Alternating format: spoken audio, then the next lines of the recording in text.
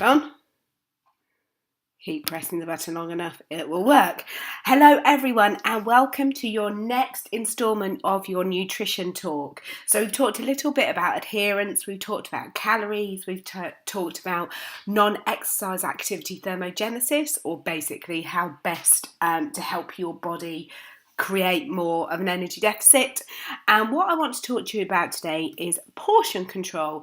And this is one that's really, really important because by definition, you can reduce the amount of calories you're eating by controlling the size of the portions of what you eat. So it seems fairly simple to me, but let's get into it.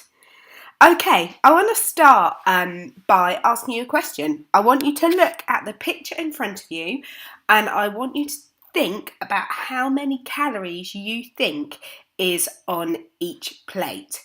So they look relatively similar. They're both the same peanut butter. They're both the same brand. As said, relatively similar looking. Well, let me tell you that whilst they may look relatively similar, their calorie values are incredibly different. So the picture on the left hand side has 143 calories in, and the picture on the right hand side has 403 calories in. So whilst things look very similar, it doesn't necessarily mean that they are. And one of the risks that most people come across when they're trying to control what they eat is doing things by eye. And we've all done it. We've all eyeballed something and thought, oh yeah, that looks like about a tablespoonful, or that looks like it's roughly a pub measure if you're pouring yourself a gin. I know I use gin a lot in these presentations, but you know, it's a good example. And that's where things can go really, really wrong. And that's why when the amount of calories that's printed in the nutritional information is listed, it's listed by either a weight or a spoonful. Now, when we're talking spoonful, we're talking teaspoon, tablespoon, half tablespoon, measures like that. We're not talking about the teaspoon and tablespoon you have in your kitchen drawers. We're talking about proper measuring spoons. You can buy them from most supermarkets or most kitchen shops. You can get them from Amazon if you need to, but they are designed specifically to hold the right amount of product to be able to keep a measure on, one, how much you're putting into whatever it is you're making, and two, the amount of calories that you're consuming if that's the way you choose to use them. So that's the first thing I'm going to say is portion control. The really fundamental basic point is you can't control your portions if you are not controlling the amounts you eat. And I know that sounds ridiculous, but I've seen so many people eyeballing their serving sizes or using spoons or plates or bowls or cups that are completely different from the manufacturer's recommendations, that they're not even in the same ballpark for the amount of calories per serving. So that is my first point. There we go, 143 versus 403 calories. So there is a number of ways to control your calories and therefore control your portions and therefore control your calories.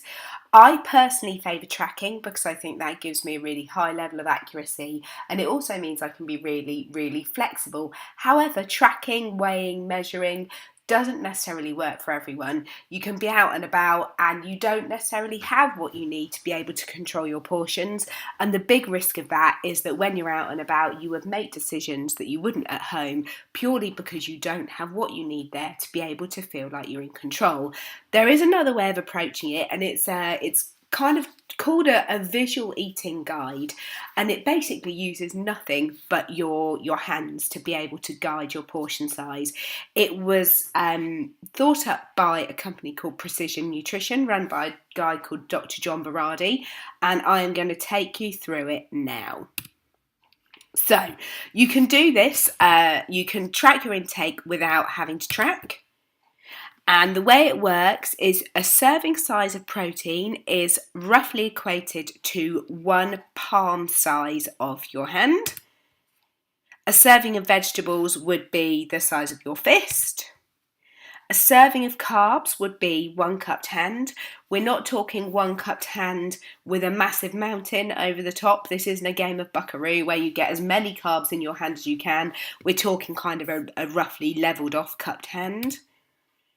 And then a serving of fats equals 1 thumb. Moving on.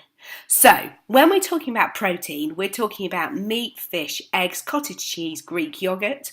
And for the vegetarians among us, there are alternatives for being able to measure things like tofu and other things like that.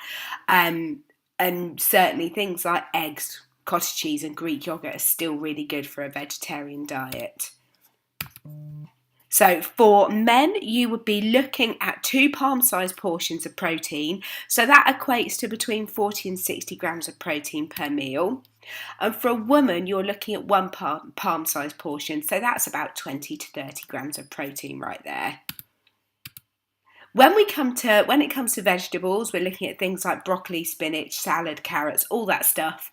We're not counting peas, we're not counting sweet corn, we're not counting parsnips, because although they are vegetables, they are also potatoes. They are more of a starchy carb, so they would be counted in the carbohydrate element of your meal. But for men, you're looking at around 2 fist-sized portions per meal. For a woman, you're looking at around 1 fist-sized portion. And then when it comes to carbohydrates, we're looking grains, starches, fruits, and we're looking at 2 cupped hand sizes for men, again 40 to 60 grams. And for women, we're looking at 1 cupped hand size. So we're looking at 20 to 30 grams of carbs. The eagle-eyed among you will notice that in this particular model, we are looking at an equal amount of carbohydrate to protein. If you want to change that around and you want to be eating more protein than carbs, then you can factor up your protein slightly and just make sure you're very, very mindful of the portion control. And then we're on to fats. Now this includes oils, generally condiments and things like mayonnaises, butters, nut butters, nuts and seeds. So a really important part of a healthy diet. It gives your body lots and lots of the things that it needs, however highly calorific, so really important to control your intake if you're trying to lose weight. So men, we're looking at 2 thumb-sized portions, so 15 to 25 grams of fat per meal, and women 1 thumb-sized portion, so we're looking at about 7 to 12 grams of fat. So it sounds kind of fairly straightforward, but it also sounds fairly generic. So what you can do is make some changes so the plan becomes your own. And let me take you through a little bit of information about how we do this. So this style is really about meal building. It's using the foundations of the macronutrients, what your body needs, and portion control to be able to control your calories without having to track. So if you eat this kind of meal building 3 to 4 times a day, you are going to be getting roughly for a man between 2,300 and 300 calories per day, which is a suitable level for active men. For women, you're looking between 12 and 1,500 calories a day, and that's more suitable for sedentary women. And I'm going to take you into how you can change that around if you need to in a moment. So active women may need between 4 or 6 servings of each food group per day. So we could well be looking from 1,500 to 2,100 calories for a woman.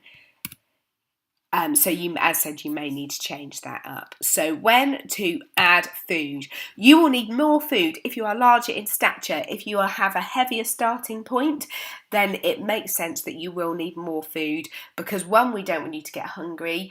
2, we don't want you to find it really difficult to adhere to because of the hunger levels and because of the psychological changes of restricting your food. So we start with larger portions for people that are larger to start with. You can change things up if you're not feeling satisfied at meals. I would personally add a slight caveat to that, because there's a difference between physical and psychological hunger. So if you're not feeling satisfied at meal times, what I would recommend that you do is before you judge your satisfaction levels, you wait for half an hour after you've eaten, because most people, after they've eaten, will still want to eat more, or will be looking for pudding or any other variety of things, because psychologically that's what they're conditioned to do. So before you decide that you haven't been satisfied at your meals, wait for about 30 minutes and then make a judgment call after that. If you eat less meals per day, you can add into the amount of food that you are having per meal. And if you are very active, now, if you are very active, if you say you're very active, I would encourage you to think about the amount of steps you're taking. So if you don't have a tracker, it can be harder to judge, but you wouldn't be considered to be very active until you're hitting over 15,000 steps a day, or you're training once a day, kind of 5 times a week. So I wouldn't worry too much about the activity levels. I would go more on how satisfied you are. Also, if you're trying to gain muscle, you're going to want to add food in, particularly lean proteins. So for men, you can add a cupped handful of carbs or a thumb of fat to 2 of your meals. For women, go with half a cupped handful of carbs or half a thumb of fat to your 2 meals, and that's going to help increase your calories over the day. If you're trying to gain muscle, what I would do personally is I would substitute some of that fat for protein. Okay, when to adjust. You will need less food if you are smaller in stature to start with, you are feeling full at meals, you enjoy more frequent meals, you are not very active, or you are trying to lose weight. So, exact opposite for if you're larger in stature. If you're smaller, you'll require a lower start point. If you're feeling full or you're leaving food at the end of meals, then you can remove some. If you're not very active, so if we're looking at someone that's quite sedentary, spends a lot of time sitting down, then this may be talking to you. Or if you are trying to lose weight, you'll want to reduce the amount of food you're eating too. You can also reduce your intake if results have stalled. So if you've been getting some good results and you hit a point where things aren't moving, you can either choose to reduce your intake, or what I would say personally is give it a period of time. Don't rush to reduce after a few days. Remember, we're looking at the trends and not the individual weigh-ins. So personally, I'd be leaving it a couple of weeks before making any massive adjustments and removing food. And that's just my recommendation. So for men, try removing a handful of carbs or a thumb of fat from 2 of your meals. Women, half a cupful of carbs and or half a thumb of fat for 2 of your meals. And that brings me to the end of the portion sizes section. I hope that's been helpful, and I will see you again next time.